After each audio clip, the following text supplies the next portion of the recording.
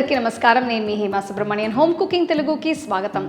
పప్పుతో చేసే వడల్ని మనం ఉన్నపలంగా స్నాక్స్లా తింటాము, కానీ వాటితో నేను ఈరోజు ఒక వెరైటీ సైడ్ డిష్ చేసి చూపించబోతున్నాను. ఇది తమిళనాడు స్టైల్ వడ కర్రీ. ఈ రెసిపీని ఎలా చేయాలో ఇప్పుడు మనం చూద్దాం.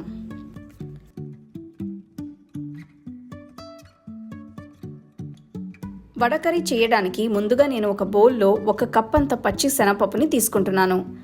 పప్పుని శుభ్రంగా కడిగి ఇందులో సరిపడా నీళ్లు పోసి కనీసం 2 గంటలు నానబెట్టాలి. ఆ తర్వాత నీళ్లు వెంపేసి నానిన పప్పుని మాత్రమే ఒక మిక్సీ జార్లో వేస్తున్నాను.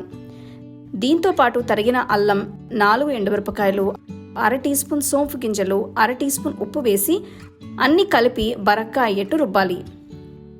చూస్తున్నారు కదా, ఈ మిశ్రమం ఇలా ఉంటేనే వడలు బాగుంటాయి.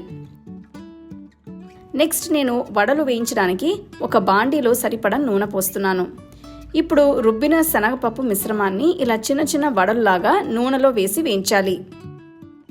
ఈ వడల్ని ఎలానో మనం నూనెలో వేస్తాం కాబట్టి ఇవి పర్ఫెక్ట్ షేప్లో ఉండాల్సిన అవసరం లేదు.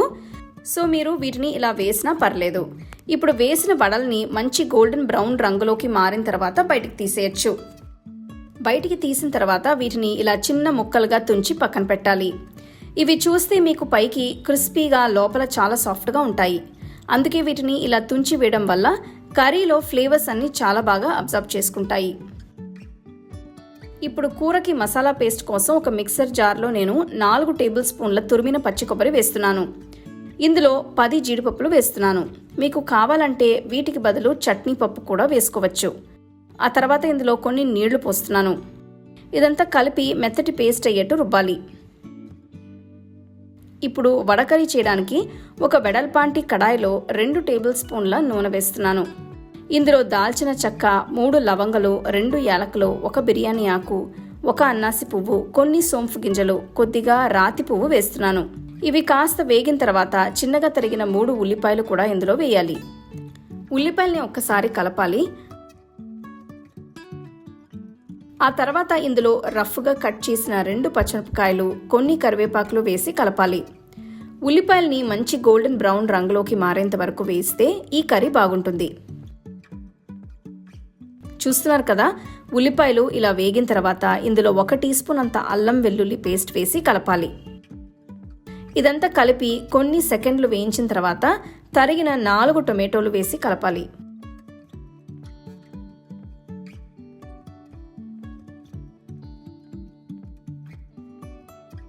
ఇప్పుడు ఇందులో 1 టీ స్పూన్ ఉప్పు, 1/2 టీ స్పూన్ పసుపు, 2 టీ స్పూన్ల కారం, 2 టీ స్పూన్ల ధనియాల పొడి, 1/2 టీ స్పూన్ గరం మసాలా పొడి వేసి అంతా బాగా కలపాలి.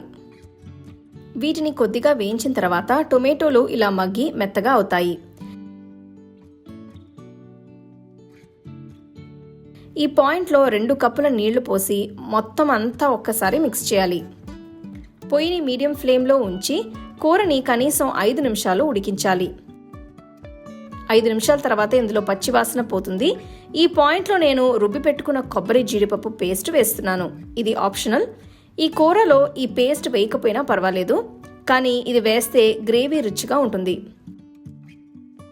నెక్స్ట్ నేను తుంచి పెట్టుకున్న వడ ముక్కల్ని ఇందులో వేస్తున్నాను.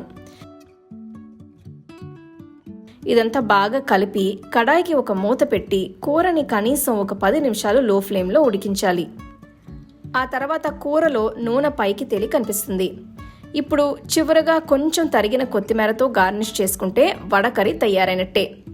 సో తప్పకుండా ఈ రెసిపీని ట్రై చేసి చూడండి. అలాగే నా వీడియోస్ అన్ని మీరు మిస్ అవ్వకుండా చూడాలంటే హోమ్ కుకింగ్ తెలుగు ఛానల్ని లైక్ చేసి, షేర్ చేసి, సబ్స్క్రైబ్ చేయండి.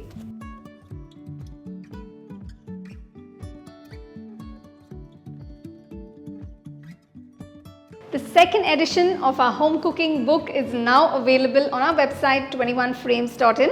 I'll give you the link in the description. You can go and check it out. The book is currently available only in India for now, so you can place your orders on 21frames.in.